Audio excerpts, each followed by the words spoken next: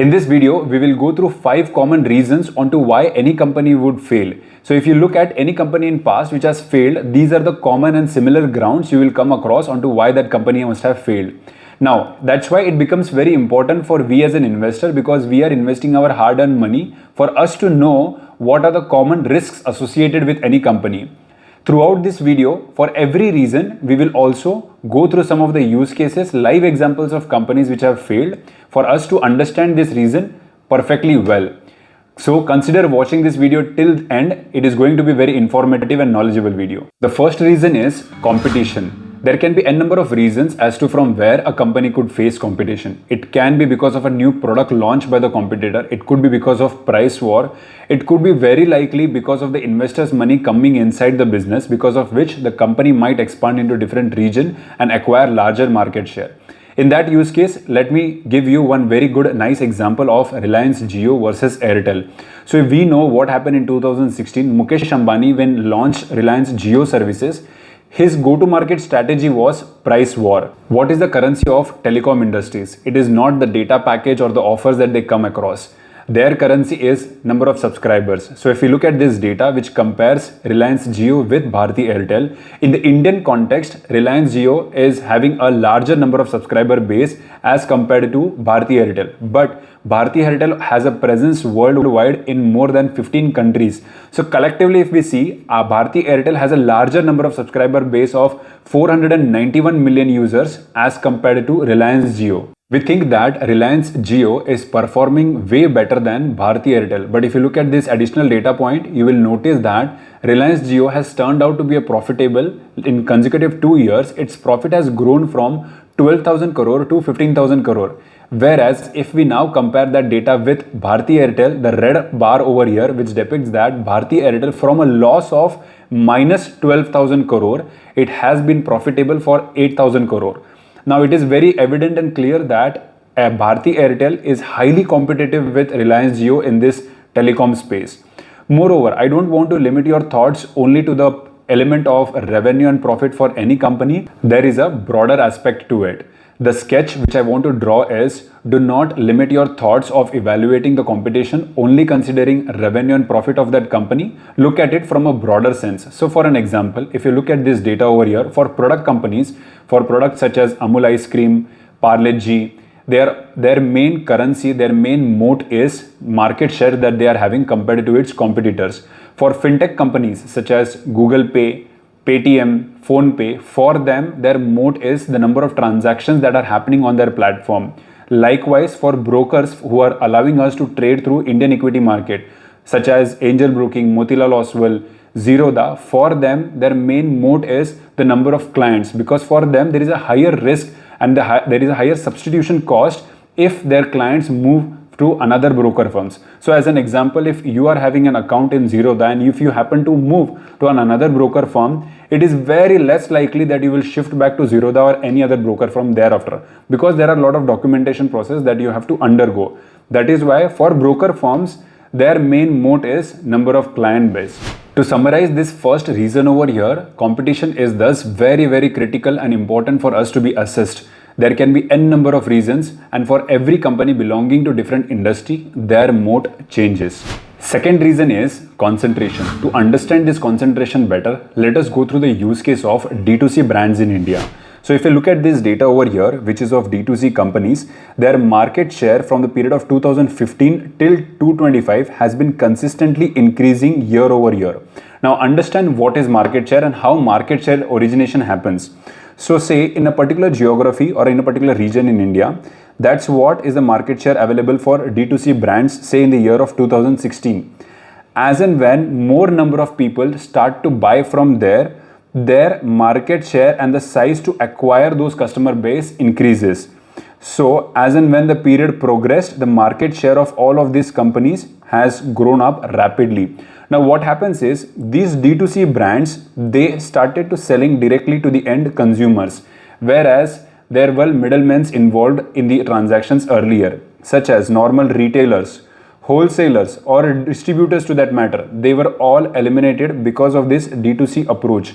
Now what happens is, these individuals, these parties who are relying on these OEMs, That's a definition of original equipment manufacturer. That means if you take an example of a boat is manufactured by that own respective company, so that company owns that particular brand of boat. Likewise, these all middlemen, they were relying on OEM as their own single concentrated supplier in order to source those products and sell it to their customer base. That is where the concentration failed, because this D2C brands started to sell directly to the end consumers. So the risk associated with this individual parties was concentration on only one single supplier. Likewise, there can be risk pertaining to many different areas. So in some cases, you will notice that the risk to the company is with respect to product. It is relying on only one single product. It could be because of region as well. It is serving to only one single city or one particular tier 2 village or a tier 2 city in India. Likewise, there can be n number of reasons for the company to fail because of heavy concentration. The third reason is debt. Now you might squabble with me as to saying that debt is a good thing for the company because only then the company can expand and bring more profit.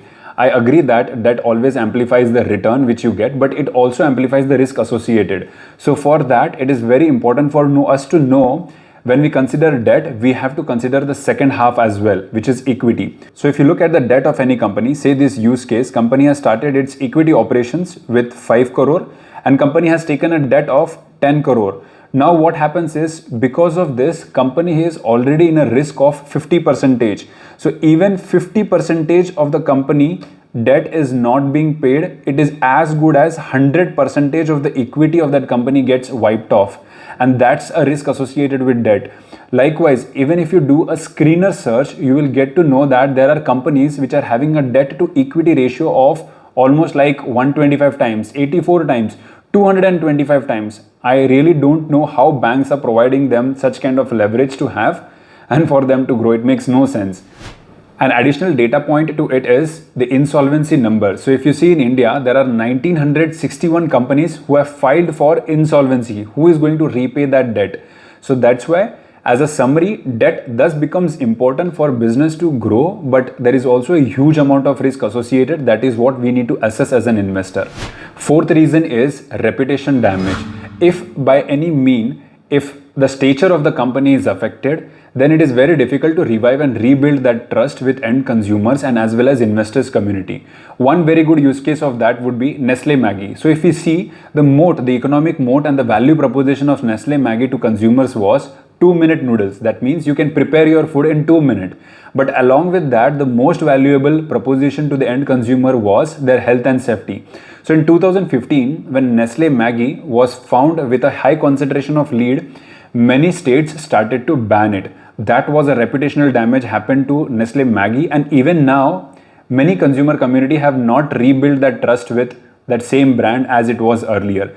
The advantage, the benefit of this has been taken by many other companies where they have launched their own brands. Second use case would be the most recent report of Hindenburg with respect to Adani Enterprises. It was a reputation damage to Adani as a company and as well as Adani as an individual.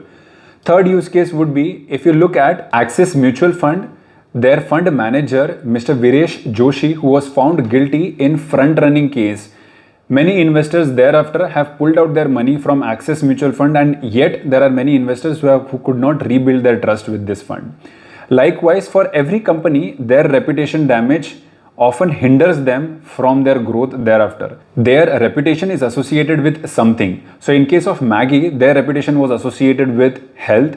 In case of mutual fund, the reputation is often associated with fund manager. So even if you Google, you will be able to gauge over it.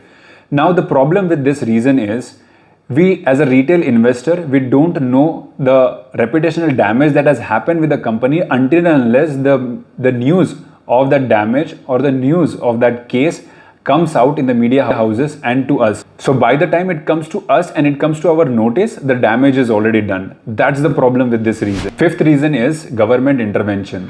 Now, these government policies often change and it changes state by state. So there are state government, there are central governments who governs and defines their policies at a national level and as well as at a state level.